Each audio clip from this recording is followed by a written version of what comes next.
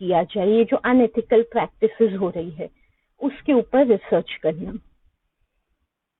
कर्ब का मतलब है to stop the unethical practices, या कम किया जाए एटलीस्ट। तो यहाँ पर कुछ एग्जाम्पल्स दी कि किस तरह के अनएथिकल प्रैक्टिसेस होते हैं। एक है लीकिंग कॉन्फिडेंशियल इंफॉर्मेशन। एम्प्लॉयज जो होते हैं, because we want them to work on certain issues of the organisation, उनके साथ शेयर करना ही पड़ता है जो भी प्राइवेट एंड कॉन्फिडेंशियल डिटेल्स है। It can be as simple as हमारे जो क्लाइंट्स एंड कस्टमर्स हैं उनके contact information we have to share with the employees because they have to work on it. जैसे उनको कॉलिंग करनी है या उनके जो कस्टमर्स हैं उनके कंप्लेंट्स को एड्रेस करना है, जो टिपिकल कस्टमर एग्जीक्यूटिव्स की जॉब होती है। अब अगर कोई एम्प्लॉय जो कस्टमर एग्जीक्यूटिव है वो उन नंबर्स को लेके कहीं पे सेल कर दे किसी कंपनी को जो एडवर्टाइज करना चाहते हैं, या किसी और तरह से मिसयूज करे उस पर्सनल इंफॉर्मेशन का, जैसे खुद उन नंबर्स को लेके लोगों को स्टॉक करने लगे या हैरेस करने लगे आउटसाइड द ऑफिस, तो ये सब प्रॉब्लम्स आ सकती है कि कॉन्फिडेंशियल इंफॉर्मेशन जो एक्चुअली कंपनी के बाहर नहीं जानी चाहिए वो कस्टमर एग्जीक्यूटिव्स के हाथ में आ गई है। और भी होते हैं जितनी बड़ी ऑर्गेनाइजेशन, जैसे अगर हम बात करें मिलिट्री ऑर्गेनाइजेशंस की, वहां पर तो डिफेंस रिलेटेड जो कॉन्फिडेंशियल डॉक्यूमेंट्स अगर वो कोई लीक कर दे तो पूरे कंट्री जो है वो थ्रेट में आ सकती है। तो डिफरेंट लेवल्स पे, स्मॉल टू लार्ज लेवल पे कॉन्फिडेंशियलिटी का इशू हो सकता है। तो ओबी इज डूइंग रिसर्च ऑन कैसे मोरालिटी जनरेट करे, एथिकल हैबिट्स जनरेट करे एम्प्लॉयज में, ताकि वो इस तरह के बिहेवियर ना करें। पर्सनल फाइनेंशियल गेन के लिए ही करते, जो भी लीक आउट करता है कॉन्फिडेंशियल इंफॉर्मेशन, जो भी एग्जांपल्स मैंने दी वो क्यों कर रहा है, उसको अपना मनी बनाना है उससे personally. So how even the organisation can be very careful कि उसके पास किस तरह के एम्प्लॉयज है, how they can screen employees कि ये वो टाइप के तो नहीं है जो आगे जाके इंफॉर्मेशन को मिसयूज करेंगे। उससे रिलेटेड भी ओबी में रिसर्च होता है। और फिर मैनेजमेंट को ट्रेनिंग दी जाती है how to identify and select ethical employees for the workplace. इसके अलावा सोशल लोफिंग फिनोमिना जो लास्ट ईयर हमने 107 और 110 के सब्जेक्ट्स में भी देखा है। सोशल लोफिंग जैसे हमने देखा काम को शर्क ऑफ करना, अवॉइडिंग वर्क। और ये क्यों किया जाता है? क्योंकि जब भी लोग ग्रुप्स में होते हैं, जैसे ऑर्गेनाइजेशन में है तो और भी बहुत सारे एम्प्लॉयज हैं, तो एज वन एम्प्लॉय मुझे लग सकता है कि अगर मैं ना काम करूँ तो किसको पता चलेगा, आई am just one part of the team और द ग्रुप, तो बाकी सब तो कर रहे हैं ना, तो अगर मैं नहीं करूँ मेरा छोटा सा कॉन्ट्रीब्यूशन किसको दिखेगा। तो इसको हम कहते हैं लोफिंग, दूसरों के पीछे छुप के काम नहीं करना। अब ऑफकोर्स कोई भी एम्प्लॉय जो है ethically he does not deserve to get payment or compensation if he is doing loafing। तो किस तरह से अगेन सेम थिंग लोफिंग को डिस्करेज किया जाए और किस तरह से मैनेजमेंट आइडेंटिफाई कर सकते कि कौन लोफिंग करने के लिए ज्यादा टेंडेंसी, और फिर उसके बारे में क्या कर सकते, like not select such employees, या अगर ऐसे एम्प्लॉयज हो चुके how to motivate them to work. ये सबसे रिलेटेड ओबी रिसर्च वर्क करता है। इसके बाद हमें बता रहे अबाउट चेंज मैनेजमेंट। आजकल हमने ओपन सिस्टम्स के टॉपिक में भी इसी यूनिट में देखा था कि ओबी जो है उसको एक ओपन सिस्टम बना पड़ता है, continuously it has to adapt to change.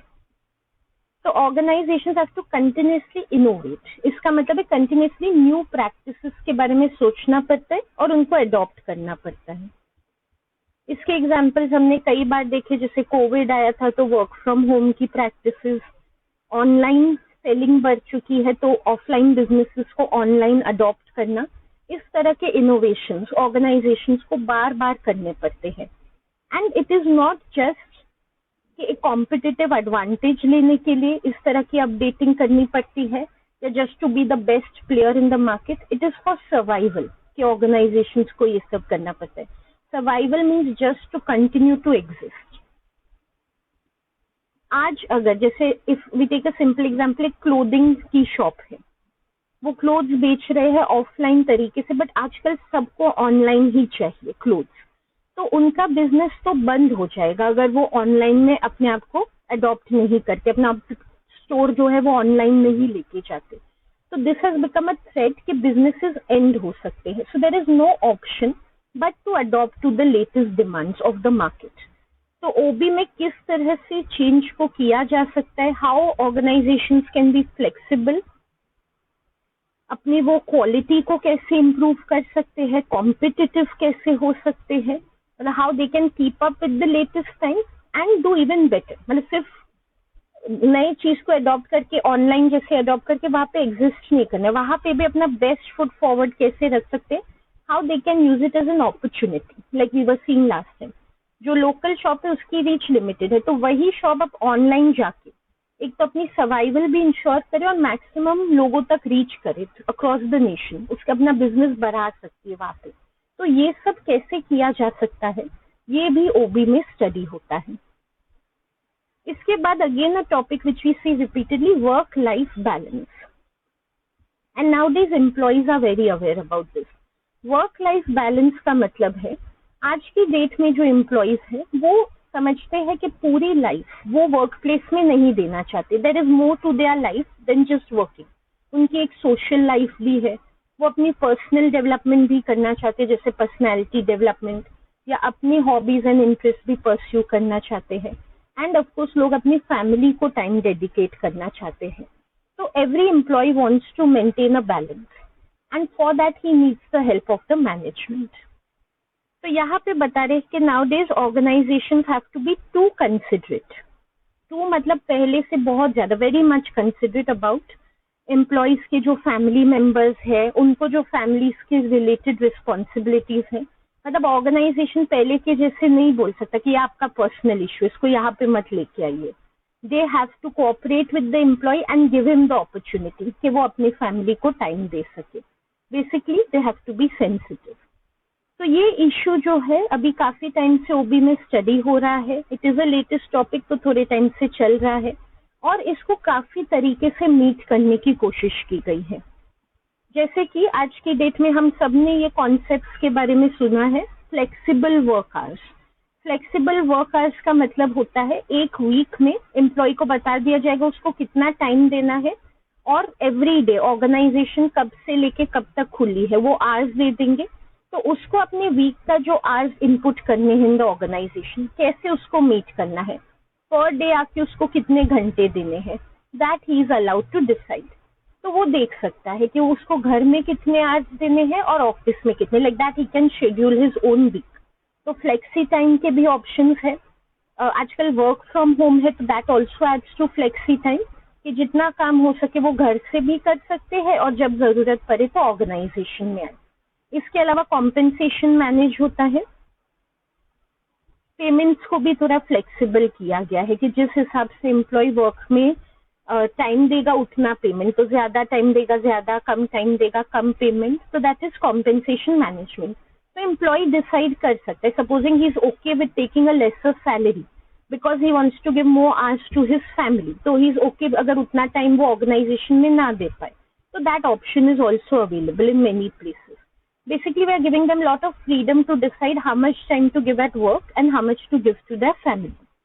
और लीव बेनिफिट्स भी हम देखते हैं आजकल जो है इंडिया में भी पैटर्नल लीव को भी रिकग्नाइज किया जा रहा है कि फादर्स को भी लीव की जरूरत पड़ती है when there is going to be a baby.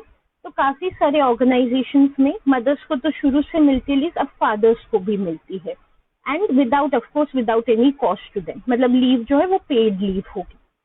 तो इस तरह की बातों को एक्नॉलेज किया जा रहा है.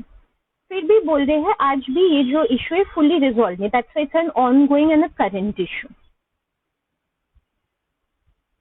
क्योंकि ऑर्गेनाइजेशन काफी सारे मेजर्स ले रहा है like we are seeing, but फिर भी इतने ज्यादा लोगों के कमिटमेंट्स होते हैं to their home, spouse, children. हर एक एम्प्लॉय की थोड़ी अलग अलग नीड्स हो जाती है. जैसे किसी का घर में जॉइंट फैमिली है तो उसको तो हर ओकेजन के लिए ऑलमोस्ट लीव चाहिए होता है. किसी के घर में सिर्फ बच्चे हैं तो अब बच्चे किस एज के हैं, बच्चे बहुत छोटे हैं तो उस समय पेरेंट्स को ज्यादा लीव चाहिए होते, बच्चे बड़े हो गए तो they can handle on their own. तो हर किसी एम्प्लॉय की एक यूनिक फैमिली सर्कमस्टेंसेस होती है. It becomes difficult for the organisation to match with every need. Still we can see they are doing their best and OB still trying to find out कि और भी better measures कैसे लिए जा सकते हैं। एंड फाइनली जो latest topic आज की डेट में है वो है डिजिटल वर्ल्ड। डिजिटल वर्ल्ड जो है, एक तो वर्क फ्रॉम होम कॉन्सेप्ट यहाँ पे आ जाता है, और दूसरा even if not work from home but organisation भी किस तरह से बेस्ट यूज कर सकती है of technology to do lot of work जो पास्ट में ऑफलाइन होता था online, and make it convenient for everybody, employees, customers. Like as one example, आजकल हम देखते हैं जो स्टॉक मार्केट्स है, उनके जो ओनर्स है वो जो मीटिंग्स करते हैं विद द स्टॉक होल्डर्स, वो पहले ऑफलाइन होती थी। तो सबको इनवाइट किया जाता था कि वो वहां पे आए, ऑर्गेनाइजेशन में जो भी उनके शेयर होल्डर्स हैं वहां पे मीटिंग करेंगे। Of course it is inconvenient, क्योंकि सब कैसे इतनी दूर ट्रैवल करके उस ऑर्गेनाइजेशन तक पहुंचे, और शेयर होल्डर्स तो कितने होते because the funds are open to the whole market. तो अब क्या किया जाता है, ये सारी मीटिंग हम देखते हैं ऑनलाइन होल्ड की जाती है, जैसे जूम या गूगल मीट प्लेटफॉर्म्स में। तो इसमें सबका फायदा, ऑर्गेनाइजेशन को भी इतनी अरेंजमेंट्स नहीं करनी पड़ती to handle so many people, उनके कॉस्ट और टाइम एफर्ट्स बचते हैं, और जो शेयर होल्डर्स हैं उनको भी बहुत फायदा है, क्योंकि उनको इतना ट्रैवल करके they might have had to miss out on these meetings. Now at the from the convenience of their home they can join such meetings. तो इस तरह की डिजिटल टेक्नोलॉजी को बहुत अच्छे यूज में लाया जा सकता है, and this is just one example. बता रहे कि आजकल अच्छा इंटरनेट कनेक्शन होना बहुत ही अच्छी बात है। सॉफ्टवेयर, कंप्यूटर ऑर्गेनाइजेशन में भी होना चाहिए, और जो एम्प्लॉयज वर्क फ्रॉम होम कर रहे उनको प्रोवाइड करना चाहिए ऑर्गेनाइजेशन को द बेस्ट ऑफ फैसिलिटीज। ये भी एक सर्वाइवल इशू है। This is also not convenience या लग्जरी मैटर्स की यहाँ पे बात नहीं हो रही। अगर ऑर्गेनाइजेशन को अप टू द टाइम्स रहना है then they have to only have such digital approach. जैसे मैंने अभी एग्जांपल दिया, जो शेयर होल्डर्स की मीटिंग्स है वो ऑनलाइन हो रही है। सपोजिंग कोई ऑर्गेनाइजेशन रिजिड होके कहे कि हम ऐसी मीटिंग्स नहीं कर सकते, तो हो सकता है उनके इन्वेस्टमेंट्स आना कम हो जाए। People prefer to invest in those organisation जहाँ पे इस तरह की फैसिलिटीज उन्हें मिलती है, उनकी कन्वीनियंस का केयर रखा जाता है। तो इवेंचुअली जो ऑर्गेनाइजेशन रिजिड होने वाली है और डिजिटल टेक्नोलॉजी को अडॉप्ट नहीं करेगी, they will lose out on all the investments and profits that they are generating. तो ये भी आज के डेट में एग्जिस्टेंस के लिए इम्पोर्टेंट है। And of course with this the challenge comes of training employees. कल भी मैंने एग्जांपल दिया था आर्टिफिशियल इंटेलिजेंस का। आजकल एआई का जमाना है, तो we want our employees to use AI ताकि वो ज्यादा से ज्यादा काम करे और स्पीडीली कर सके। बट क्योंकि ये latest technology, they are not already prepared with it, वो अपने कॉलेजेस एंड ऑल से सीख के नहीं आए हैं इस टेक्नोलॉजी के बारे में। तो अगेन ऑर्गेनाइजेशन को ही इनिशिएटिव लेना पड़ेगा to train them in how to use these AI tools. तो जब भी कोई टेक्नोलॉजी आती है it becomes the duty of the organisation to train employees in it. तो अगेन ओबी में इसका क्या रिसर्च वर्क है, what is the best method of training.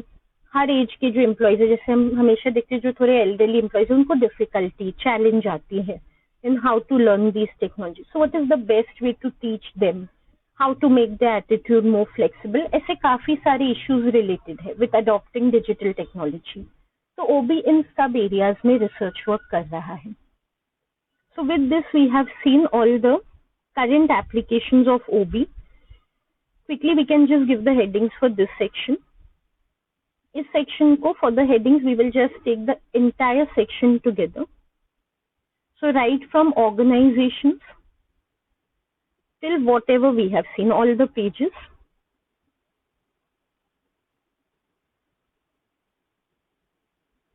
And we can just write 10 current issues of OB. And with this we complete both the units of 112 block 1, and block 1 is done. I will just check quickly if there are any questions that I have missed out in giving. So I have given all the questions. Now what we'll do is, because the block is completed, we will go to the next subject, which is 113 subject जो हम देखते आए हैं। इसका नाम भी जैसे हम देख सकते हैं मेंटल डिसऑर्डर सेकंड ऐसे दिया गया है, क्योंकि जो हमारा 111 का सब्जेक्ट है उसमें हम लर्न कर रहे हैं, हम ऑलरेडी एक ब्लॉक देख चुके, तो जनरली मेंटल डिसऑर्डर्स क्या होते हैं, पर्सपेक्टिव्स क्या, वी हैव सीन, उसका ही एक्सटेंशन या कंटिन्यूएशन ये सब्जेक्ट है। तो 111 में भी हम स्पेसिफिक टाइप के मेंटल डिसऑर्डर्स देखने वाले हैं, यहाँ पर भी हम स्पेसिफिक मेंटल डिसऑर्डर्स को देखते हैं। तो both the subjects are very similar. 113 में भी यही अप्रोच है कि हम एक एक डिसऑर्डर को लेंगे एट टर्न और पूरी तरह उसको समझेंगे। We will be starting right from the symptoms. For example अगर हम ले रहे हैं स्किजोफ्रेनिया, तो स्किजोफ्रेनिया सबसे पहले उस यूनिट में कि स्किजोफ्रेनिया है क्या उसको समझेंगे, उसमें पेशेंट को क्या होता है, उसके बाद उसके कॉजेज एंड एक्सप्लेनेशन क्या, ये कंडीशन क्यों होती है किसी को, और फिर उसका ट्रीटमेंट कैसे इलाज किया जाता है, पेशेंट्स का क्या रिसर्च वर्क चल रहा है ट्रीटमेंट को लेके, ये सारे एस्पेक्ट्स हम कवर करने वाले हैं। So right from description to treatment. In this also I will go block by block. So today I am starting with block 1 and that is unit 1 schizophrenia. तो ये फर्स्ट डिसऑर्डर लिया गया है। कभी भी हमने स्किजोफ्रेनिया का डिसऑर्डर बहुत ही प्रॉपरली नहीं देखा है सच, हमने सिर्फ इसका मेंशन बट कई बार देखा है। तो अभी तक हमने क्या देखा अपने कोर्स में, it is a very serious mental disorder. ये भी देखा है कि ये वो डिसऑर्डर है जिसमें लोग डिस्कनेक्टेड हो जाते फ्रॉम रियलिटी और अपनी एक फिक्शनल या फैंटेसी वर्ल्ड में विड्रॉ हो जाते हैं। तो ये सब बातें हमने ऑलरेडी देखी है। यहाँ तक हमने देखा था 111 में जब अब एग्जाम्पल्स में आए कि ये थोड़ा रेयर डिसऑर्डर है कंपेयर टू अदर डिसऑर्डर्स, क्योंकि जितना सीरियस डिसऑर्डर होता है उतना कम होता है पॉपुलेशन में। तो ऐसे कुछ एस्पेक्ट्स हमने देखे हैं। हैलुसिनेशंस एंड डिल्यूजन्स के बारे में देखा है जो इसके मेजर फीचर्स हैं। हैलुसिनेशन मतलब चीजें दिखाई देना, आवाजें सुनाई देना जो नहीं है, और डिल्यूजन मतलब गलत फहमियां होना, मिस इंटरप्रिटेशंस होना। So that much we are familiar with this disorder, but today we are going to understand it very properly. Okay, now from paper point of view, ये जो सारे डायलॉग्स है, एग्जाम्पल्स है, इसमें दो बातें, एक तो डेफिनेटली ये पेपर में हमें कवर नहीं करना है, so this is just for our interest. दूसरे ये एग्जाम्पल्स कोई इतने अच्छे भी नहीं है, because instead of giving like a case study of schizophrenia जो पढ़ के हम उसके बारे में और समझ पाए, it is just classroom examples जिसमें टीचर और स्टूडेंट कुछ डिस्कस करे जो एनीवेज यूनिट में कवर होने वाला है। So this all I'm now going to look at in the class. I will directly come to the first topic. What is schizophrenia? Like I said, we are going to begin with understanding the disorder. किसमें क्या होता है patient को. First, let's take a question. 1.14 unit end. The question is number 1. Explain schizophrenia.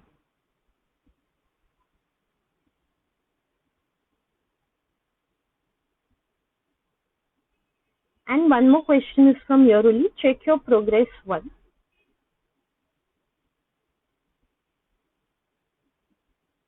In that question 1, what is schizophrenia?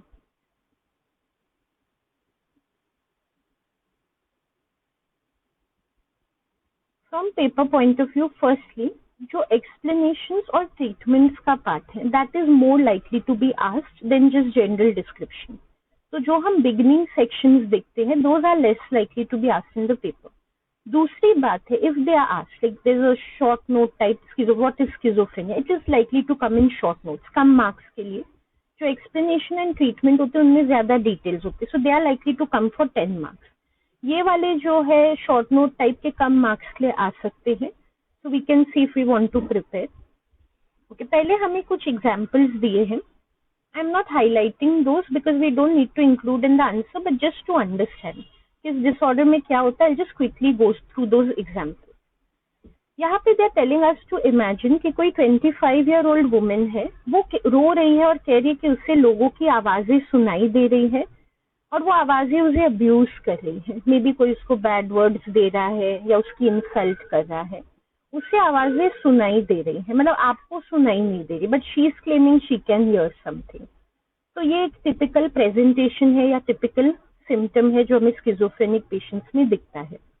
एक और example, एक 45 year old women है, वो बहुत दिनों तक चुप करके बैठी रहती है और किसी भी चीज को रिस्पॉन्ड नहीं करती है। अब उसका नाम लेके भी उसको बुलाए तो वो आपकी तरफ देखती भी नहीं है, चुप बैठी रहती है, जैसे हमने देखा है। She does not seem interested in anything, खुद भी कुछ एक्टिविटी नहीं कर रही है, एकदम स्टिल होके बैठी हुई है। अगर आप उससे बात करने की कोशिश करें, जैसे मैंने कहा, या तो वो आपको देखेगी ही नहीं, अगर देखती है तो बस आपको घूरती ही जा रही है। She is blindly staring at you instead of giving any response. तो जैसे हम कहते हैं, हम थोड़ा क्रीप्ड आउट फील कर सकते हैं कि पता नहीं इंसान के मन में क्या, वो बोल नहीं रहा है, सिर्फ देखता जा रहा है। तो इस तरह का प्रेजेंटेशन भी हमें कई बार दिखता है। And one thing is to know now only कि हो सकता है एक ही इंसान दोनों चीजों में फ्लक्चुएट करे। तो कभी कभी वो आवाजें सुन रहा है, घबराया हुआ लग रहा है, और वही इंसान कभी कभी इस तरह से चुप होके बहुत टाइम तक बैठ जाते हैं। तो जरूरी नहीं कि एक पेशेंट एक ही तरह का प्रेजेंटेशन देगा, they can give different presentation. फिर एक एग्जाम्पल दे, एक मैन है 30 ईयर ओल्ड, वो अपने लैपटॉप के कैमरा को कवर कर देता है क्योंकि उसको लगता है कि एलियन सब कुछ रिकॉर्ड करे, वो जो भी करता है। मतलब जो है, जैसे किसी को गलतफहमी हो सकती है कि स्पाई कैम लगा हुआ है, कोई एप्लीकेशन उसके ऊपर स्पाई कर रहा है, वो फिर भी रीजनेबल है कि हमें लगे कि कोई स्पाई कर रहा है, मे बी कोई कंपनी हमारा पर्सनल इंफॉर्मेशन चाहती है for profit, that's fine. But यहाँ पे उसकी बात बहुत ही अजीब है क्योंकि उसे लगता है कि एलियंस उसके ऊपर स्पाई कर रहे हैं। तो ये बात बहुत ही स्ट्रेंज, जो हम कहते हैं बिजार किस्म की है। कोई ऐसा सोच भी कैसे सकता है, ये हमें सरप्राइज करता है। और इतना वो उस बात को बिलीव करते, ही is not just saying it for the sake of it, he believes it so strongly कि वो अपने लैपटॉप को रेड क्लॉथ में कवर करके कबर्ड के अंदर रखता है। तो यहाँ पर दो बातें देखने वाली है कि उसकी एक तो बिहेवियर कैसे इन्फ्लुएंस हो गए उसके बिलीफ से, ये बात उसके सिर्फ मन में नहीं है, उसके एक्शंस में आ चुकी है। और दूसरी बात है, वो अपने लाइफ को कितना हैम्पर कर रहा है ये सब बातें बिलीव करके। लैपटॉप आज सबको यूज करने की जरूरत है, बट वही लैपटॉप उसने बंद करके अंदर रख दिया बिकॉज ही स्केर्ड। तो अब जो है उसको कितना प्रॉब्लम आई अपने काम करने में, मतलब स्किज़ोफ्रेनिया इंसान को कितना अनप्रोडक्टिव और डिसफंक्शनल बना सकता है, वो भी हम इस एग्जाम्पल से देखते हैं। ये जो सारे एग्जाम्पल्स हम देख रहे, आगे हमें ध्यान में आना चाहिए जब हम सिम्टम्स देखेंगे, we should relate to them. तो जस्ट फॉर आवर नॉलेज हम यहाँ पे लिख सकते हैं, ये फर्स्ट एग्जाम्पल में जो सिम्टम्स उस लेडी ने दिखाई है, this is called auditory hallucination, आवाजें सुनना। Right now, we don't need to know what are these, but we just keep these terms in mind. In future, it will be helpful to look at these examples. जो second हमने देखा, इसको कहा जाता है catatonic stupor. ये चुप करके बैठना और रिस्पॉन्स नहीं देना किसी को भी, इसको स्टूपर कहा जाता है। इंसान स्टैच्यू के जैसे बन चुका है। और जो लास्ट हमने देखा, इसको कहा जाता है पैरानिया, सस्पिशियस होना, शक होना, और इस केस में एकदम बिजार तरीके से स्ट्रेंज, मतलब अजीब बिलीफ से जो रियल वर्ल्ड से करस्पॉन्ड भी नहीं करती कि एलियंस मुझ पे स्पाई कर रहे हैं। तो ये अब हमने कुछ एग्जांपल्स देखे। Like I said, we don't need to cover in the paper, but we will just keep it in mind and now we will come to the proper sections what we have to cover in the paper. सबसे पहले schizophrenia क्या है, उसका definition. This definition we should memorize. So if a question is coming, what is schizophrenia, we start from here. Now I'll explain this definition part by part. Here they are telling us it is a broad spectrum. Spectrum का मतलब होता है एक range of conditions. Here they are trying to tell us schizophrenia एक singular condition नहीं है, ये एक range of disorders है. Actually यहाँ पे लिखा है it's a broad spectrum of conditions. The actual spectrum is called psychosis. It's not called schizophrenia. Psychosis के अंदर एक स्पेक्ट्रम है या एक रेंज है जिसमें से the worst disorder of psychotic type is schizophrenia. तो वो एक एक्सट्रीम में आता है. It is the most severe one. Psychosis का मतलब है any disorder in which we lose touch with reality.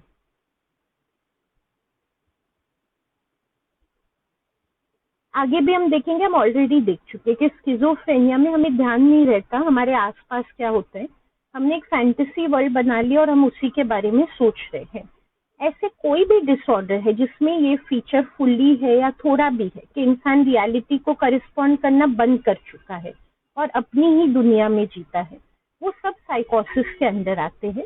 उसमें से सबसे वर्स्ट या प्रोमिनेंट कंडीशन है स्किज़ोफ्रेनिया। और भी है जो हम आगे देखेंगे जो थोड़े माइल्डर है कंपेयर टू स्किज़ोफ्रेनिया। तो ये ब्रॉड स्पेक्ट्रम ऑफ कंडीशंस है जो एक इंडिविजुअल को हर लेवल पे अफेक्ट करते हैं। दैट्स व्हाई वी से it's very severe. So starting from his cognitive and emotional functioning, इंसान ठीक से सोच नहीं पाता है, उसके इमोशंस जो है वो बिगड़ने लगते। इन द सेंस जैसे हमने स्टूपर के एग्जाम्पल में देखा, वो रिस्पॉन्ड ही नहीं कर रहा है, ऐसे लग रहा है उसके अंदर कोई इमोशन ही नहीं है। तो वो बहुत ज्यादा घबरा सकता है, बहुत अपसेट और एंशियस हो सकता है, जैसे हमने बाकी दोनों एग्जाम्पल्स में देखा।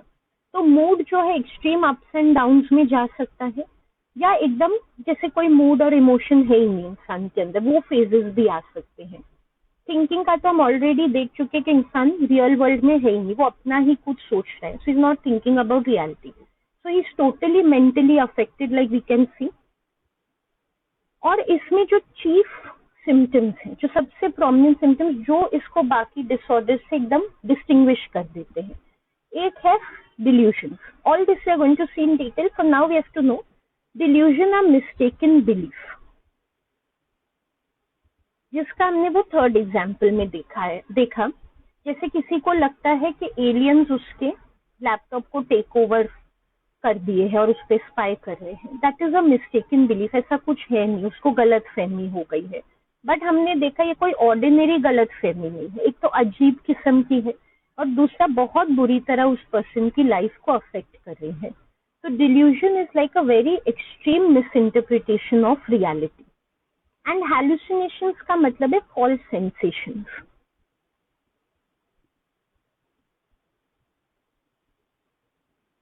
कोई भी ऐसी बातें दिखाई देना, सुनाई देना, या जितने भी सेंस ऑर्गन से टेस्ट में आना, स्मेल होना या फील होना स्किन पे, जो रियल में एग्जिस्ट नहीं करते।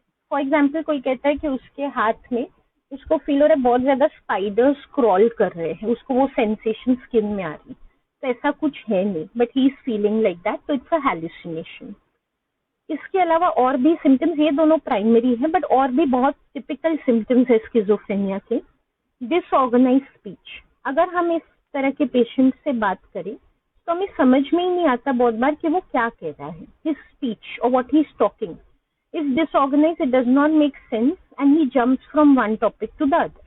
वो आपसे बात शुरू करता है, आपने उसके हालचाल पूछे, वो हालचाल के साथ स्टार्ट करता है। सडनली अपने बारे में बताते बताते वो किसी एलियंस की बात शुरू कर देता है, या कुछ भी जो आपको सेंस नहीं दिख रहा और आपको समझ में नहीं आ रहा ये टॉपिक यहाँ से वहां गया कैसे।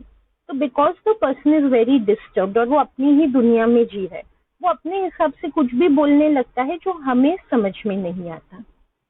इसके अलावा बहुत बार उसके बिहेवियर और इमोशन इनअप्रोप्रिएट होते हैं। इनअप्रोप्रिएट मतलब not suitable for the situation.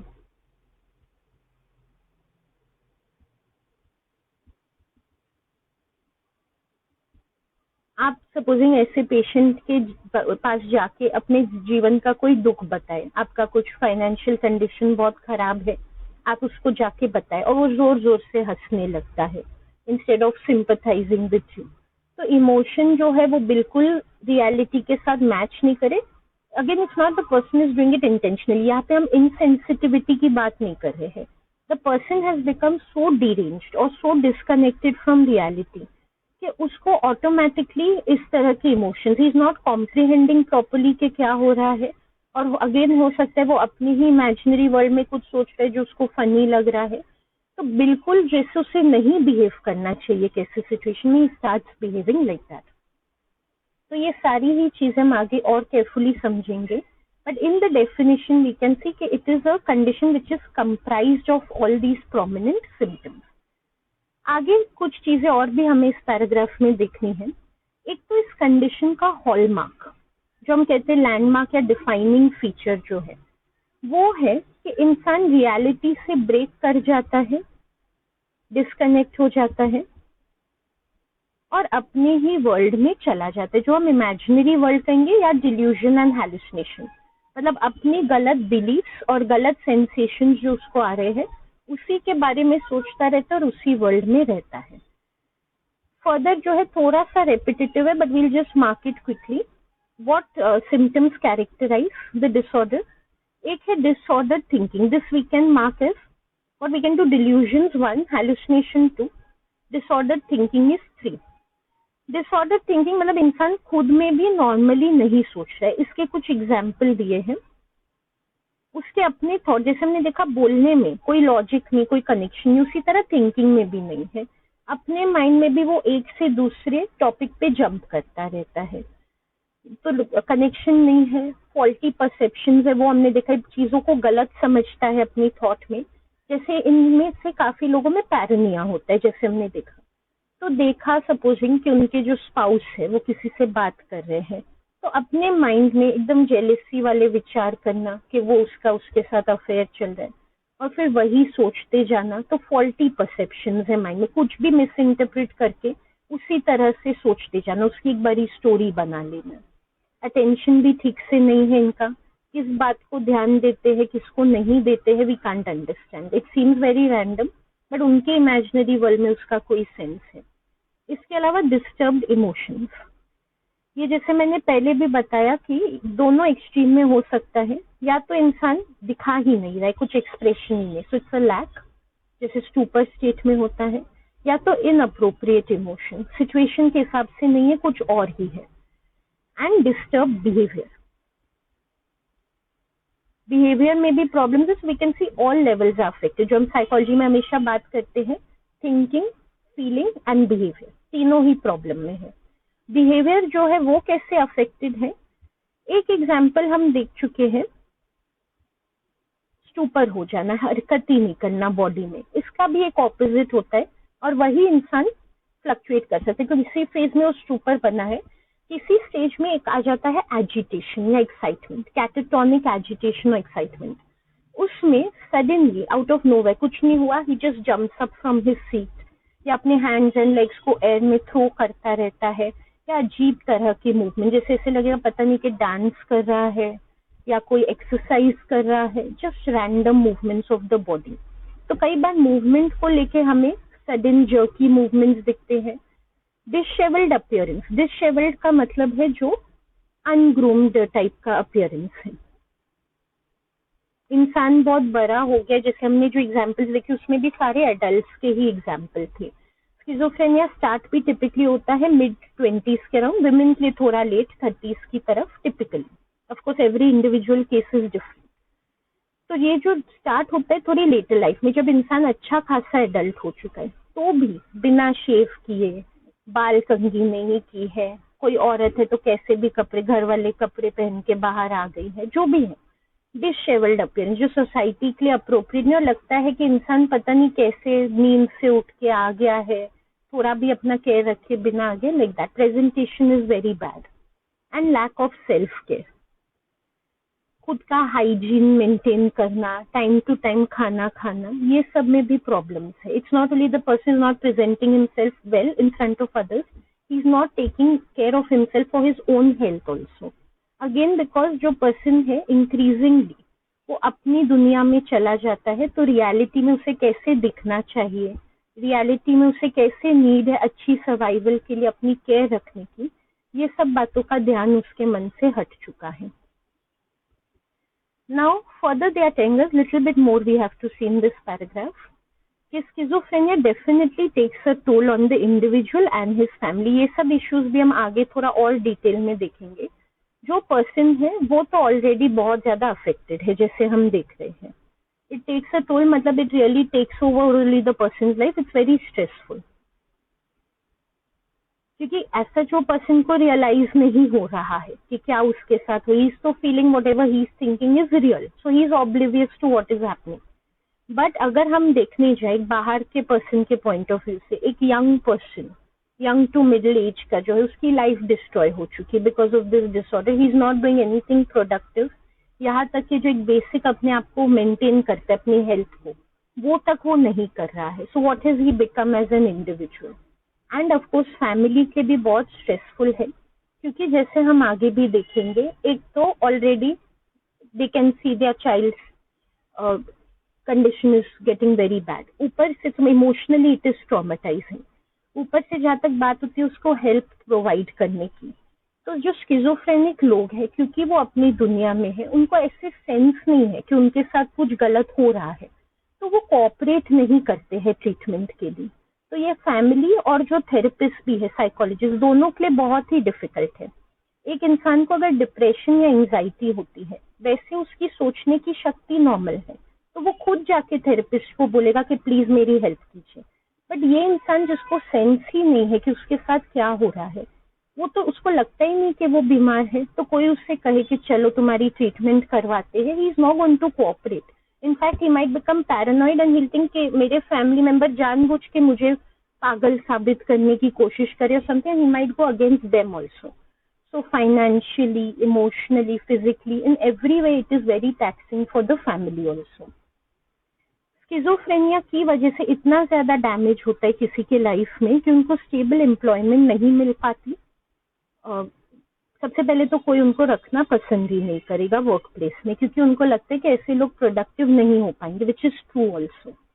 Plus अगर उनको रखा भी जाए, जैसे जैसे उनकी कंडीशन बढ़ती है, they become worse with time, तो वो खुद नहीं वर्क प्लेस में आ पाएंगे या वर्क प्लेस में आके काम नहीं कर पाएंगे, तो ऑफकोर्स धीरे धीरे वो काम से निकाले जाएंगे और उनके फाइनेंशियल प्रोस्पेक्ट्स अपने बहुत ही प्रॉब्लम में आ जाएंगे।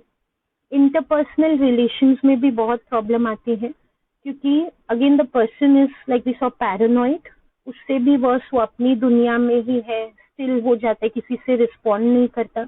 How can anyone connect with such a person? Like कोई भी फ्रेंडशिप कैसे करे या पार्टनरशिप कैसे करे इस पर्सन के साथ? तो इस केस में because the person doesn't have employment, तो finances will go downhill only, क्योंकि जितना कंडीशन बढ़ेगी उसके पास जॉब नहीं है, will become worse with time. Plus relationships भी, जो अपनी फैमिली एंड ऑल है, जैसे पेरेंट्स एंड ऑल है, they will be there with the person, but it's difficult for the person to connect with anybody else. तो कई बार ये सब को देखते हुए एक होमलेसनेस हो जाता है, पर्सन इतनी बुरी फाइनेंशियल कंडीशन हो सकती है to leave his home. Such people may be found on the streets eventually, कहीं पे भीख मांग रहे हैं। एंड डेफिनेटली कुछ कंट्रीज में इनके लिए स्टेट स्पॉन्सरशिप है कि state looks after these people, so there they are better off. But जो कंट्रीज में ये सब प्रोविजंस नहीं है, then they might be forced to live on the street, क्योंकि इंस्टीट्यूशनलाइजेशन का ऑप्शन भी इनके पास नहीं है। और जो रिलेटिव्स है, जब तक इनकी हेल्प कर सकते करेंगे, but once those relatives are not there और they are unable to help, तो फिर वहां से भी इनको सपोर्ट मिलना बंद हो जाएगा। So that's why now looking at all the symptoms and everything, we can understand why we say it's a very serious and impact.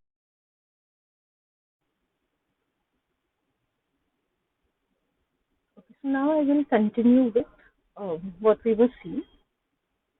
अभी तक स्किज़ोफ्रेनिया क्या है, इसके सिम्टम्स क्या है, मेजर वाले हम देख चुके हैं।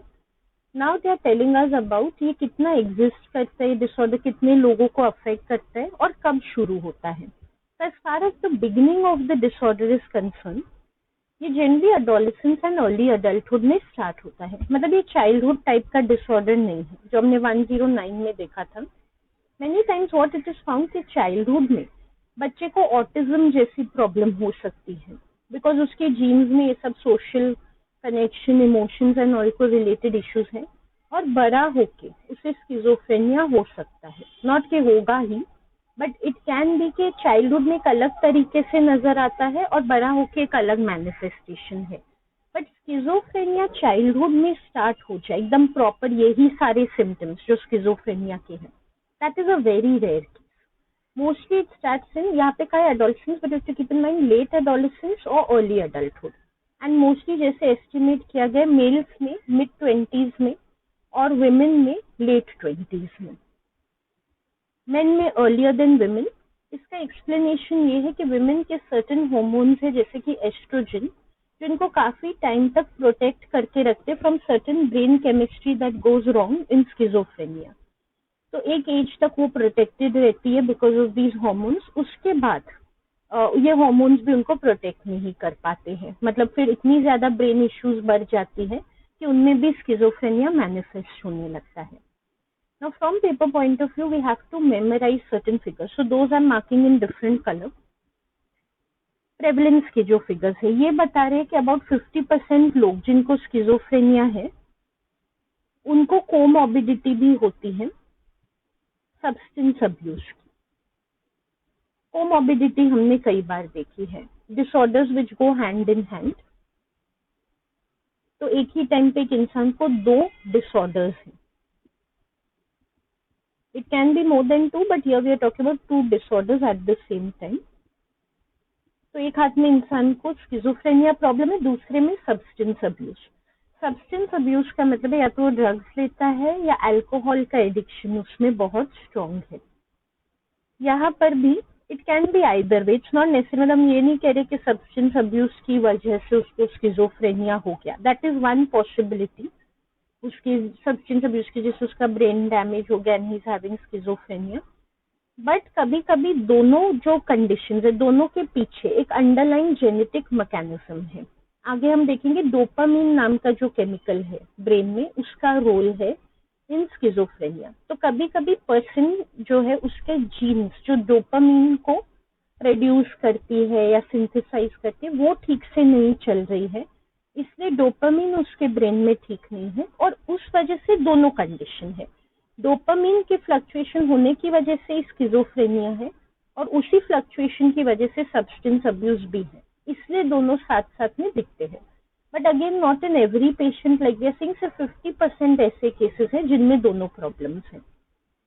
और एक और फिगर यहाँ पे बहुत इंपॉर्टेंट है कि जो स्किजोफ्रेनिया के लोग हैं they are 12 times more likely to commit suicide than the general population. Very, very important fact. 12 times is a very huge margin compared to normal people. तो हमें जितना खतरा of committing suicide उससे 12 गुना ज्यादा इन लोगों को है. That means they are at a very high risk, and that's why we can understand why many times we want to put them in institutions like hospitals, because we feel not only वो दूसरों को dangerous हो सकते because they become violent sometimes, but खुद के प्रति भी वो डेंजरस कुछ कर सकते हैं। मोस्ट ऑफ द टाइम क्या देखा गया, ये लोग क्यों सुसाइड करते हैं, क्योंकि इनको ये जो आवाजें और सुनाई देती हैं उन आवाजों में ये सुनते हैं कि कोई इनसे कह रहा है कि तुम अपनी जान दे दो, या तो मतलब अपनी लाइफ को एंड कर दो, लाइफ जीने लायक नहीं है, दैट टाइप ऑफ थिंग। या तो कोई इनसे कह रहा है, सपोजिंग, क्योंकि ये लोग अजीब चीजें सोचते हैं, तो कोई इनसे कह रहा है कि तुम मर जाओ तो तुम भगवान के बच्चे हो, तुम सीधा उनके पास चले जाओगे।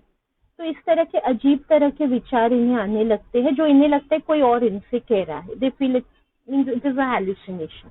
तो उस आवाज की बातें मान के they can commit suicide. Most of the times this is what happens. So this is like I think very risky proposal is there. इसके बाद बोल रहे हैं one very important thing we have to know about from societal point of view, that is stigma. Stigma हमने कई बार देखा है, कुछ लोगों को बुरी तरह से देखना in society, giving them a bad name, literally it means bad name, but इसका इम्प्लीकेशन होता है कि स्टिग्मेटाइज करना किसी को, मतलब उसके बारे में नीचा सोचना, उसको कम समझना, उसके साथ बहुत बुरी क्वालिटीज एसोसिएट करना। जैसे जब स्किजोफ्रेनिया के पेशेंट्स को लोग देखते हैं तो the term which use is पागल और मैड, क्योंकि जैसे वो देखेंगे कोई ऐसे लग रहा है अजीब सा, ग्रूमिंग तक नहीं है और अपने हाथ पैर हवा में हिला रहा है, तो एकदम देवल से पागल इंसान है। तो इस तरह से उनके बारे में, it's not that they are just saying, they are thinking like that about the person. And फिर हम जानते ही it can go to behaviourally भी उनको परेशान करना, making fun of them, insulting, या आजकल उनकी वीडियोस बना के मजाक के लिए अपलोड करना और फिर सब उसको देख के हंसते हैं, तो पूरी सोसाइटी में उनका मजाक बन के रह जाना। These type of things come under stigmatization, right from thinking badly to abusing and insulting the person. Now because schizophrenia is very prominent, इंसान को दिखते ही दिखता है कि उसके साथ कोई प्रॉब्लम है। जैसे किसी को डिप्रेशन, एंजाइटी, कई बार आपको पता भी नहीं चलेगा क्योंकि इंसान वैसे एकदम नॉर्मल है, वो खुद को ठीक से प्रेजेंट करता है, बातें भी नॉर्मल करता है।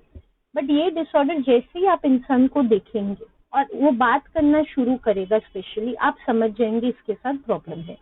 तो इस केस में स्पेशली स्टिग्मेटाइजेशन बहुत हाई लेवल्स पे होता है, and because of this stigmatisation lot of discrimination and ridicule is there.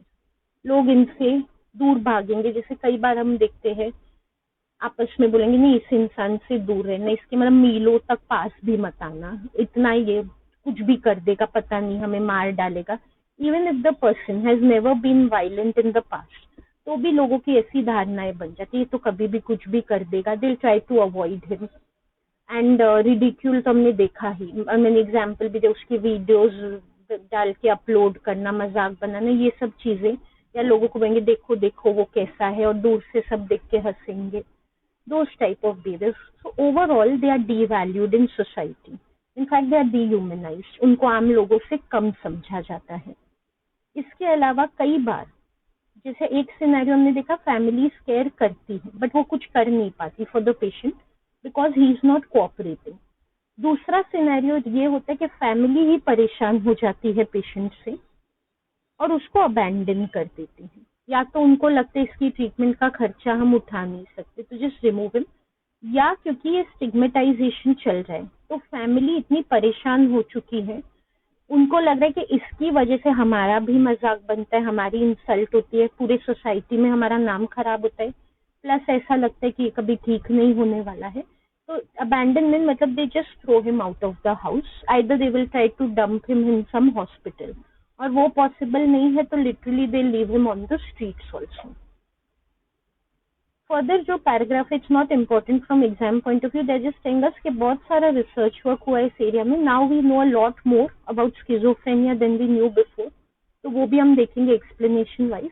और ट्रीटमेंट वाइज भी आज काफी अच्छी ट्रीटमेंट्स है जिसमें हॉस्पिटलाइजेशन भी नेसेसरी नहीं है except for severe cases. So we will keep seeing all that as we go through the unit. First, let's come to very important topic, DSM criteria for schizophrenia. Now, like I said, ये जो सब sections है, they are less likely to be asked for 10 marker, but they can come for short notes. उसमें भी जो अभी तक हमने देखा है, that is little less likely to be asked. But ये जो DSM topic होता है, ये हम हर disorder में देखेंगे, and this is likely to be asked in a short note. Main thing is इसमें हमें मेमोराइजेशन अच्छे से करना पड़ता है। ये जो सब्जेक्ट है क्लिनिकल साइकोलॉजी, तो चाहे 111 हो या 113, इसमें मेमोराइजेशन बहुत स्ट्रॉन्ग करना पड़ता है क्योंकि डीएसएम में बहुत ही फिक्स्ड क्राइटेरिया है for diagnosing any disorder, so we have to know it perfectly. तो ये जो भी बॉक्सेस आएंगे बहुत important, and we have to give good time in learning them. और पेपर में जब क्वेश्चन आएगा एज इट इज, जितना हो सके ये बॉक्स ऐसे का ऐसे हमें लिखना है। सबसे पहले just to quickly revise, as such unit के बिगिनिंग में भी एक बॉक्स था, what is ICD and what is DSM. I didn't go into that because we have already seen in 111, but I am just quickly revising. DSM APA का बनाया हुआ एक system है, स्टैंडर्डाइज सिस्टम है जिससे हम पेशेंट्स की डायग्नोसिस करते हैं as a clinical psychologist, as a psychiatrist. जब आपको डिसाइड करना है कि पेशेंट को कौन सा डिसऑर्डर है, तो आप डीएसएम की मैनुअल यानी कि वो जो किताब है वो अपने पास रखते हैं, और उसी से रिलेटेड इंटरव्यू शेड्यूल्स होते हैं, फिक्स्ड इंटरव्यूज। उस इंटरव्यूज के हिसाब से आप पेशेंट को क्वेश्चंस पूछते हैं, जो रिस्पॉन्सेज वो आपको इंटरव्यू में देता है उस रिस्पॉन्सेज को आप मैच करते डीएसएम में जो सिम्टम्स लिखे हुए हैं उसके साथ, और फिर अगर ये क्राइटेरिया मीट होता है जो डीएसएम में लिखा है, फिर आप उसको वो वाली डायग्नोसिस दे देते हैं। जैसे कि स्किज़ोफ्रेनिया के पेशेंट आया, जो स्किज़ोफ्रेनिया का इंटरव्यू है वो आपने लिया, उसने आंसर्स दिए, उसके आंसर्स को आप मैच करते डीएसएम में जो क्राइटेरिया लिखा है स्किज़ोफ्रेनिया के, अगर मैच हो गया उसका आंसर्स विद दैट क्राइटेरिया तो आप कह देंगे, डायग्नोसिस दे देंगे कि इसको स्किज़ोफ्रेनिया है। तो डीएसएम क्राइटेरिया जब हम कोई भी बॉक्स में देख रहे हैं, वी आर सीइंग कि डीएसएम में इस डिसऑर्डर को रिकॉग्नाइज करने के लिए कौन से सिम्टम्स या कैरेक्टरिस्टिक्स प्रेजेंटेड है। स्किज़ोफ्रेनिया स्पेक्ट्रम डिसऑर्डर्स, जैसे मैंने कहा actually it is psychotic spectrum disorders. तो जब भी ये नाम देते हैं स्किज़ोफ्रेनिया स्पेक्ट्रम, मतलब वो सारे डिसऑर्डर्स जिसमें main feature is losing touch with reality. Schizophrenia is one of them, there are others also. फिलहाल जो हम देख रहे हैं वो स्पेसिफिक स्किज़ोफ्रेनिया को डायग्नोज करने के लिए ही है। जो रिलेटेड डिसऑर्डर्स है, अदर साइकोटिक डिसऑर्डर्स, उनके क्राइटेरिया भी थोड़े अलग होते हैं जो हम आगे देखेंगे। DSM-5 हमारा लेटेस्ट DSM है, इनफैक्ट अभी DSM-5 TR है, टेक्स्ट रिविजन, बट जिस टाइम में ये यूनिट बनाया गया है जिस कॉल्ड DSM-5, तो ये हम समझ सकते हैं लेटेस्ट क्राइटेरिया है। तो आज की डेट में साइकोलॉजिस्ट यही वाला यूज करेंगे। तो जब तक आप प्रैक्टिस करने जाए एज अ क्लिनिकल साइकोलॉजिस्ट, हो सकता है वेरी हाई चांसेस कि DSM का 6th-7th वर्जन भी आ सकता है। मोस्ट लाइकली 7 तक तो नहीं जाएगा, 6th वर्जन आ सकता है। तो आपको हमेशा ध्यान रखना है जो भी आप अभी स्टडी करते हैं ग्रेजुएशन में, वो आपको बहुत अच्छी अंडरस्टैंडिंग देगा हाउ टू डायग्नोज। बट जब आप प्रैक्टिस करने जाते हैं आपको लेटेस्ट DSM का वर्जन यूज करना चाहिए। तो हमेशा आपको अपडेटेड रहना चाहिए विद द DSM। ओके, सबसे पहले हमें बता रहे हैं कि अगर हमें डायग्नोज करना है तो ये जो सिम्टम्स दिए गए हैं उसमें से पेशेंट को कम से कम 1 महीने के लिए या लॉन्गर, मतलब मिनिमम ड्यूरेशन 1 मंथ है, कम से कम एक सिम्टम होना चाहिए 1, 2 या 3 में से। ये जो सब मैंने पिंक में मार्क किया है, we have to memorise in fact all the criteria, like ऐसे we have to memorise, but ये फिगर्स बहुत ही इंपॉर्टेंट है। कम से कम 1 महीने के लिए, और 2 और मोर ऑफ द फॉलोइंग होना चाहिए, ये भी वी हैव टू मेमोराइज। सबसे पहले 1 मंथ की बात करते हैं। साइकोलॉजिस्ट को क्या लगता है, कभी कभी किसी के लाइफ में सिचुएशंस की वजह से या स्ट्रेस की वजह से वो कोई सिम्टम्स दिखाता है। सपोजिंग किसी की सिचुएशन ऐसी है कि वाकई किसी ने उसको चीट किया, तो he is very traumatised because of that. तो अब उसका थोड़ा शक-शकी नेचर हो गया है एज अ रिस्पॉन्स, मतलब अभी वो इतना इमोशनली डिस्टर्ब्ड है कि किसी ने उसको चीट किया, तो अभी वो पैरानॉइड हो चुका है, सबको वो शक भरी नजरों से देख रहा है। बट दे नो कि with time it becomes okay, जैसे सिचुएशन ठीक होती है इंसान भी फिर नॉर्मल पे आ जाएगा। जब से वो क्योंकि वो बहुत अपसेट है वो ऐसा बिहेव कर रहा है। तो psychologist will never show haste, बहुत जल्दी जल्दी वो डायग्नोसिस नहीं देंगे कि अच्छा ये वाला सिम्टम है मतलब स्किजोफ्रेनिया है। दे वेट एंड दे सी क्या ये उस एक्सटेंट तक जा रहा है कि इसको हम कोई पर्टिकुलर ट्रॉमा या सिचुएशन से एक्सप्लेन नहीं कर सकते, then they will give the diagnosis. तो उसके लिए उन्होंने एक पीरियड सेट कर लिया 1 मंथ। 1 मंथ तक चले ये सिम्टम, वो काफी लंबा समय है, फिर हम कहेंगे कि ओके पर्सन को ये वाली प्रॉब्लम है। और ये जो सिम्टम्स अब हम देख रहे हैं 5 लिस्टेड है यहाँ पे, जरूरी नहीं है कि हर पेशेंट को ये सारे 5 सिम्टम्स हो भी सकते हैं या इससे कम भी हो सकते हैं।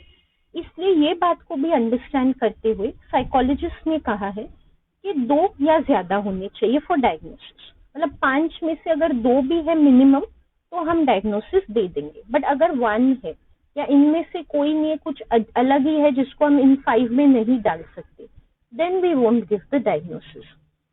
2 या ज्यादा सिम्टम्स होने चाहिए जैसे हम देख रहे हैं, और उनमें से उन 2 में से जो मिनिमम है कम से कम 1, 1, 2 या 3 होना चाहिए।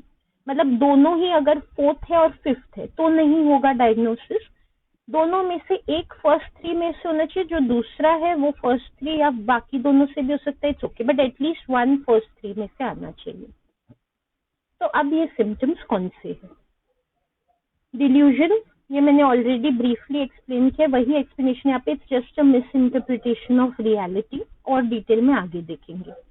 हेलुसिनेशन, जैसे मैंने बताया कोई भी सेंस ऑर्गन में गलत सेंसेशन आना जो रियल में एग्जिस्ट नहीं करती है।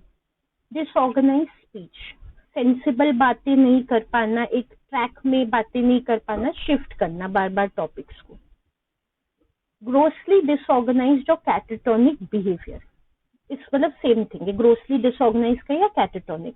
तो कैटाटोनिक मैंने बताया था दोनों तरह से हो सकता है, स्टूपर, एकदम स्टिल हो जाना, नॉर्मल इंसान जितनी मूवमेंट ही नहीं करना, या एक्सट्रीम एजिटेशन, सडनली जर्क करना, जंप करना, हाथ पैर फैलाना, या कभी कभी बिहेवियर में स्पीच भी कम, तो गाना गाने लगना, सडनली चिल्लाने लगना बहुत जोर जोर से, ये सब कैटाटोनिया के अंडर आता है।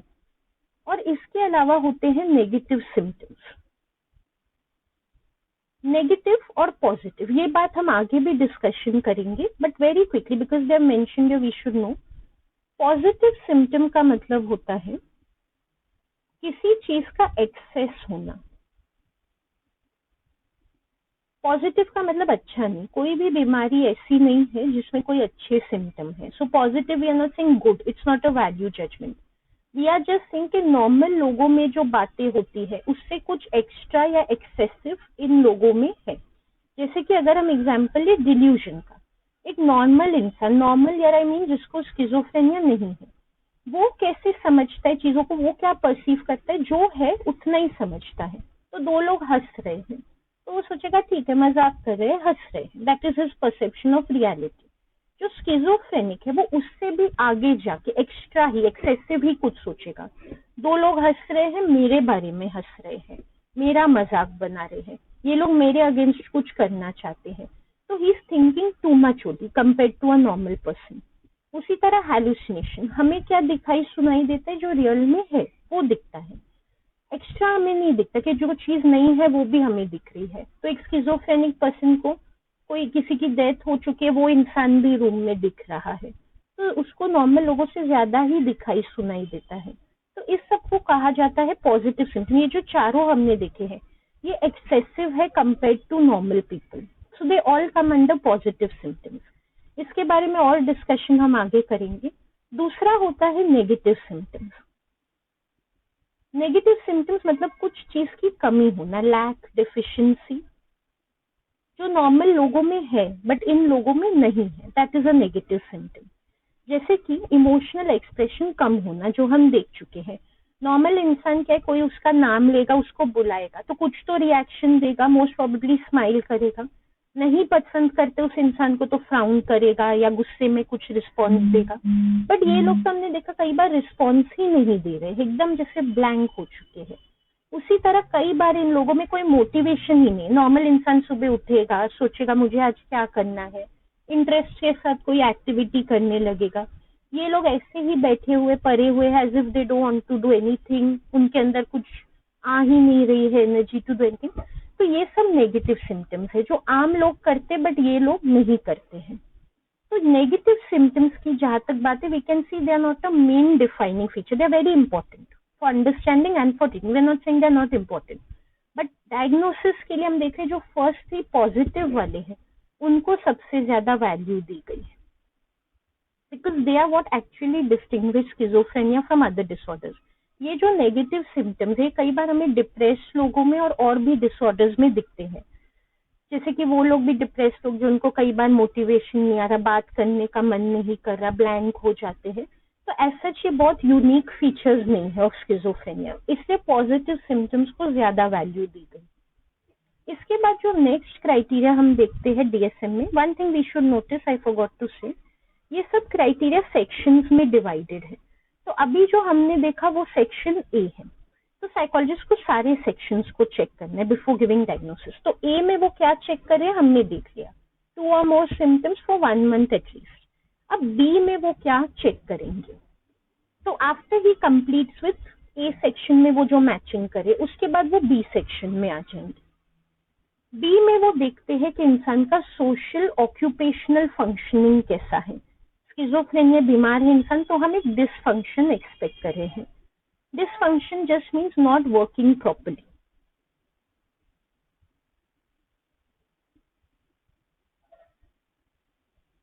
कोई चीज डिसफंक्शनल है, जैसे हम कहते हैं कि कोई मशीन डिसफंक्शनल है, मतलब वो काम ठीक से नहीं कर रही। यहाँ पर हम कह रहे हैं जो पेशेंट है वो सोशली, जैसे हमने पहले भी देखा, इंटरपर्सनल रिलेशनशिप्स में ठीक से काम नहीं कर रहा है का मतलब is not able to interact and communicate properly with others. और ऑक्यूपेशनली मतलब काम में भी वी सॉ के वो काम भी ठीक से नहीं कर पाता है। So the psychologist will look out for this. इसका भी उन्होंने एक फिक्स्ड क्राइटेरियन दिया है डीएसएम में। ये जो सारे क्राइटेरिया है ये प्रॉपर रिसर्च वर्क करके दे हैव अंडरस्टूड। तो what they are saying is कि इम्पेयरमेंट होना चाहिए कम से कम एक एरिया में। So here we have to memorise one area of major functioning for a significant period of time. यहाँ पे सिग्निफिकेंट को बहुत प्रॉपरली डिफाइन नहीं किया, बट रफली it comes to 1 month only. जो साइकोलॉजिस्ट है वो पूछेंगे कब से सिम्टम्स हो रहे हैं, तो कम से कम 1 महीने से हो रहे हैं। फिर वो देखेंगे कि हाँ उसी टाइम से जब से सिम्टम्स है ऑलमोस्ट ये सब एरिया में प्रॉब्लम एटलीस्ट आनी शुरू हो गई है, if it's not fully there also. तो मेजर एरियाज कौन से आइडेंटिफाई किए हैं, work, interpersonal relation and self care. ये 3 भी हमें याद रखने हैं। मोस्ट लाइकली जो पेशेंट है स्किज़ोफ्रेनिया का उसको तीनों में ही प्रॉब्लम है, क्योंकि उसकी जो डिसऑर्डर है वो हर जगह प्रॉब्लम क्रिएट करेगी। बट हो सकता है एक एरिया में अभी प्रॉब्लम है जब वो साइकोलॉजिस्ट के पास आया है, बाकी एरियाज में बाद में धीरे धीरे आएगी। डजेंट मैटर, जो साइकोलॉजिस्ट है वो देखेंगे कम से कम इन 3 में से एक एरिया में भी अगर प्रॉब्लम है, सपोजिंग वर्क में है, फिलहाल वो वर्क से निकाला गया है, तो भी वो मार्क करेंगे कि ये सोशल ऑक्यूपेशनल डिसफंक्शन सिग्निफिकेंट है इस इंसान में। और अगर और एरियाज है तो इट गोज इनटू मिनिमम 1। ये एरियाज में फिर से एक्सप्लेन नहीं करी, अब just explain in the introduction. इसके बाद बी सेक्शन भी चेक कर लिया साइकोलॉजिस्ट ने, फिर वो सी सेक्शन में जाएंगे। सी में है ड्यूरेशन, कितने समय से क्या हो रहा है। ये हमने बिगनिंग में भी एज सच देखा है, बट यहाँ पे और देखते और डिटेल्स में दिया गया है। कुछ साइंस, साइंस का मतलब भी है सिम्टम। तो कुछ सिम्टम ऐसे होने चाहिए जो एटलीस्ट कंटिन्यूअसली 6 महीने से हो रहे हैं, और कुछ जैसे हमने देखा 1 मंथ पीरियड के लिए भी इनफ है टू मीट द क्राइटेरियन ए। तो नेक्स्ट लाइन भी हमें मेमोराइज करनी है। क्राइटेरियन को जो मिलने वाले सिम्टम्स है, जो हमने देखा बेसिक डायग्नोसिस के लिए नेसेसरी है, वो तो हम देख ही चुके हैं, एटलीस्ट 1 मंथ पीरियड के लिए होने चाहिए। That we have to keep in mind. Plus they are saying कुछ सिम्टम्स ऐसे भी होने चाहिए जो 6 मंथ्स पीरियड के लिए लास्ट कर रहे हैं। यहाँ पर एग्जाम्पल भी दिया है, इसको एक तो हम कहते हैं रेजिडुअल सिम्टम्स।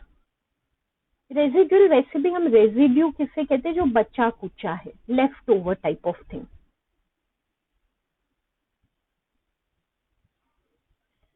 ओके, जो सबसे पहले लेट्स अंडरस्टैंड, जो हमने क्राइटेरियन ए में सिम्टम्स की बात की, उन्हें एक्टिव फेस सिम्टम्स कहा जाता है। क्या होता है जब एक इंसान को बीमारी है, मेंटल डिसऑर्डर, ऐसा नहीं है कि सारा ही टाइम उसके जो मेन सिम्टम्स है वो रोज डेली बेसिस पे आपको दिखेंगे, तो रोज ही इंसान हैलुसिनेट करे, जब भी आप उससे मिलने जाए वो हैलुसिनेट, ऐसा नहीं होता है।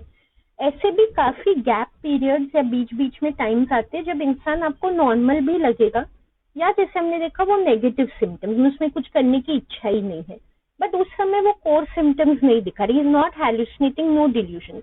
ऐसे हफ्तों तक भी पीरियड आ सकते हैं जब वो कुछ ऐसा नहीं कर रहा है। तो ये जो है एक्टिव फेज में, और इसमें क्या डिफरेंस है, जो हम कहेंगे डॉर्मेंट फेज है या रेजिडुअल फेज है। एक्टिव फेज में ये जो चीफ सिम्टम्स है, जो फर्स्ट 3 हमने देखे, डिल्यूजन, हैलुसिनेशन और डिसऑर्गेनाइज स्पीच, ये बहुत पीक पे है, मतलब इंसान जो है वो दिखा रहा है इंटेंसली, तो उसको हम कहते हैं एक्टिव फेज। जैसे कि एक हफ्ता है, उस एक हफ्ते के टाइम में 3-4 बार उसने हैलुसिनेट किया या डिल्यूजन दिखाए, तो एक्टिव फेज, मतलब बीमारी एकदम एक्टिव है उस समय। और जो बिटवीन में पीरियड्स आते हैं जब हमें ये सब प्रॉब्लम नहीं दिखती है, उसको हम कहेंगे रेजिडुअल फेज या डॉर्मेंट फेज। हमें पता है इस इंसान को ये कंडीशन और बीच बीच में ये सिम्टम्स दिखाता है, बट इस समय during this time he is not showing these symptoms. तो यहाँ पे क्या बता रहे, ये जो 6 महीने का पीरियड दिया है कि कम से कम ये डिसऑर्डर के सिम्टम्स दिखने चाहिए, तो ऑफकोर्स उस 6 महीने में 1 मंथ तो वो होना ही चाहिए एक्टिव फेज, जो हमने क्राइटेरियन ए में देखा है। बट रेजिडुअल सिम्टम्स जो है वो हो सकता है बाकी के पीरियड में। अगर बहुत इंटेंस केस है तो ये भी हो सकता है कि 6 के 6 महीने जो है उसमें बार बार हैलुसिनेशन, डिल्यूजन हो रहा है, बट यूजुअली ये होता नहीं है। यूजुअली 1 महीना या ऐसा रफली पीरियड हमें दिखेगा जब ये सब हो रहा है, और बाकी के टाइम रेजिडुअल सिम्टम्स है। जैसे कि यहाँ पे एग्जाम्पल भी दे, इस पीरियड में सिर्फ नेगेटिव सिम्टम्स हमें दिख सकते हैं, इंसान टायर्ड है, पहले के जैसा मोटिवेटेड नहीं है, वो सब हमें दिख सकता है। तो what they are saying is, here the psychologist will check कि 6 महीने तक कुछ ना कुछ प्रॉब्लम आती आई है, जिसमें से कम 1 महीने वो एक्टिव फेज के सिम्टम्स रहे हैं, जो हमने सेक्शन ए में देखे हैं। इसके बाद है डी। हम बार बार देख रहे कि स्किज़ोफ्रेनिया जो है एक स्पेक्ट्रम में लाई करता है, इससे सिमिलर और भी डिसऑर्डर्स है। तो of course psychologist has to be particularly careful कि इंसान को स्किज़ोफ्रेनिया ही है, उनमें से कोई डिसऑर्डर्स तो नहीं है जो इससे सिमिलर है, तो उस पॉसिबिलिटी को उन्हें रूल आउट करना पड़ता है। तो एक कंडीशन जो है जो स्किज़ोफ्रेनिया से रिलेटेड है, इट इज कॉल्ड स्किज़ोअफेक्टिव डिसऑर्डर। ये वो कंडीशन है जिसमें इंसान को दोनों इशू होता है, स्किज़ोफ्रेनिया भी है प्लस मूड डिसऑर्डर भी है, यानी कि डिप्रेशन या बाइपोलर डिसऑर्डर भी उसको है। Again right now we don't need to know in too much depth, we just have to know कि इट्स अ रिलेटेड कंडीशन। या उसको सिर्फ मूड डिसऑर्डर है। जिन लोगों को सिर्फ बाइपोलर डिसऑर्डर, डिप्रेशन में थोड़ा कम है, बट सिर्फ बाइपोलर डिसऑर्डर होते वो भी कभी कभी इस तरह के स्किजोफ्रेनिक सिम्टम दिखाते हैं। जब वो डिप्रेस्ड होते हैं तो नेगेटिव टाइप का उनके सिम्टम हो जाते हैं, नो मोटिवेशन, नो इंटरेस्ट। और जब वो बहुत वो मैनिक हाइपर स्टेज में होते हैं, जब बहुत खुश है, एक्साइटेड है, तब कभी कभी वो हैल्यूसिनेट करते हैं, उनको चीजें नॉल दिखाई देने लगती है for them, but it's not a main symptom. That's why we don't call them schizophrenic. It's just कि उनका मूड जब बहुत चढ़ जाता है तो they start behaving like this. तो हमें मेक श्योर करना है एज अ साइकोलॉजिस्ट कि इंसान को स्कीजो अफेक्टिव या मूड डिसऑर्डर नहीं है। तो after we have checked all the sections, as a psychologist we are quite sure कि इस इंसान को स्किजोफ्रेनिया है। तो next what will do, will just rule out the possibility कि इनमें से कोई कंडीशन है। तो यहाँ पर डी सेक्शन में the psychologist is just ruling out. तो उसके लिए भी उनके इंटरव्यू में क्वेश्चंस होते हैं, वो क्वेश्चंस पूछ लेते हैं। उसमें अगर आंसर आ गया नो, जैसे वो पूछेंगे कि आपका मूड बहुत फ्लक्चुएट होता है, जैसे बाइपोलर में typical those type of questions he last, तो पेशेंट ने कह दिया नो, तो वी आर श्योर कि बाइपोलर नहीं है। कई बार स्किजोफ्रेनिया में क्या होता है कि पेशेंट ऐसी कंडीशन में नहीं है कि वो जवाब दे सके, तो जो भी हम फैमिली मेंबर का इंटरव्यू ले रहे हैं उससे हम पूछ लेंगे, तो वो कहते हैं कि नहीं ऐसा नहीं होता, then we'll say okay, he's not having a mood disorder. Similarly, similar to that, then the psychologist comes to section E, और भी possibilities है, ये सबसे major possibility थी of confusion, so that he is ruling out. Then some others also he has to rule out. हमने as it is देखा कि बहुत लोगों को स्किजोफ्रेनिया में वो कोमॉर्बिडिटी होती है, they have substance abuse disorder also. कई सब्सटेंसेस ऐसे ड्रग्स होते हैं जिन्हें हम हेलुसिनोजेनिक्स ही कहते हैं, वो ड्रग लेने से इंसान को हेलुसिनेशन आने लगते हैं। तो the psychologist just has to check कि वो कोई ऐसे ड्रग्स तो नहीं ले रहा है which is why is having the symptoms, मतलब स्किजोफ्रेनिया नहीं है, ड्रग्स लेने की वजह से ऐसा हो रहा है, या कोई और ऐसी मेडिकल कंडीशन तो नहीं, फिजिकल कंडीशन, जैसे कोई हार्ट प्रॉब्लम है या कोई ऐसी डिसऑर्डर है जिसके साइड इफेक्ट्स की वजह से कभी कभी इंसान इतना स्ट्रेस्ड आउट है और बॉडी के ऊपर कंट्रोल में, तो उसको हेलुसिनेशंस एंड ऑल आने लगते हैं। तो again he will just check for that, this how he will check, again for interview he can ask, plus वो पेशेंट के मेडिकल रिकॉर्ड्स भी चेक कर सकते हैं कि क्या ये किसी फिजिशियन को कंसल्ट कर रहे हैं और उन्होंने इसको क्या क्या डायग्नोसिस दिए हुए हैं। Finally after all these criteria are checked, he will also check for one more possibility, global developmental delay और ऑटिज्म स्पेक्ट्रम डिसऑर्डर। पहले भी मैंने बताया था कि कई बार ये जो बचपन के स्टेज में होते हैं स्किजोफ्रेनिक लोग, इनको ऑटिज्म होता है तभी, और बड़ा होके इनको स्किजोफ्रेनिया हो जाता है। एक्चुअली वो जो ऑटिज्म है उसमें वो नेगेटिव सिम्टम्स जो स्किजोफ्रेनिया के वो दिख रहे हैं बचपन में, और जैसे जैसे इंसान बड़ा होता है उसके कंडीशन वर्स हो जाती है और फुल ब्लोन स्किजोफ्रेनिया मतलब पॉजिटिव सिम्टम्स भी उसके अंदर आ जाते हैं। तो psychologist just has to check कि अगर इसको बचपन में ऑटिज्म इशू भी रहा है तो आज वो फुल स्किजोफ्रेनिया बन चुका है, मतलब वो पॉजिटिव सिम्टम आ गए हैं फुली, या अभी भी ऑटिज्म ही कंटिन्यू हो रहा है। कभी कभार पॉजिटिव सिम्टम आ रहा है तो मेजरली ऑटिज्म है, मेजरली स्किजोफ्रेनिया नहीं है, he just has to check that. या ग्लोबल डेवलपमेंटल डिले भी है, it is very close to autism, autism एक तरह का डेवलपमेंटल डिले भी काउंट किया जाता है। कुछ लोग जो है जैसे हमने 109 में देखा, उनके लैंडमार्क्स एंड और माइलस्टोन्स जब वो डेवलप करते हो टाइम से अचीव नहीं हो पाते हैं। तो ऐसा तो नहीं है कि इंसान, it's of course very late, but क्या बहुत लेट हो गया है मेच्योरिटी अचीव करने में, that's why he is having these symptoms, और रियली मतलब he is reach the maturity stage but still he is like physically he is okay brain wise and all, या that still he is not showing, means what to say, मतलब mature हो चुका है as में, brain में वो delay type, of course brain में damage है बट डीले टाइप के सिम्टम्स नहीं है, स्टिल ही शोइंग स्किजोफ्रेनिया। तो यहाँ पे बता रहे हैं if there is a history of autism, autism भी एक स्पेक्ट्रम में होता है, autism is not a single disorder, उससे भी रिलेटेड काफी कंडीशन है। तो अगर ऐसी हिस्ट्री रही है मतलब बचपन में रहा है, तो what the psychologist will make sure, like I said, कि अगर पॉजिटिव सिम्टम्स प्रोमिनेंट हो चुके हैं, डिल्यूजन एंड हेलुसिनेशन जो क्लियरली दिखा रहा है कि अब ऑटिज्म स्किज़ोफ्रेनिया में कन्वर्ट हो चुका है, then only he will give the diagnosis. अगर ये डिल्यूजन हेलुसिनेशन कभी कभार आते हैं, वो 1 मंथ के क्राइटेरिया को मीट नहीं कर रहे या जस्ट टच कर रहे हैं उसको, बट क्लियरली दिख रहा है ऑटिज्म वाले नेगेटिव सिम्टम्स ज्यादा इस पर्सन में हैवी है, then he will not give the diagnosis of schizophrenia. Like we saw before, again they have mentioned 1 month period. Okay. इसके बाद जो है DSM बॉक्स हमने देखा है just came in between. Actually we were seeing the prevalence of the disorder. तो फिर से प्रेवलेंस के टॉपिक पे आ गए हैं कि ये कितना एग्जिस्ट करता है इन द पॉपुलेशन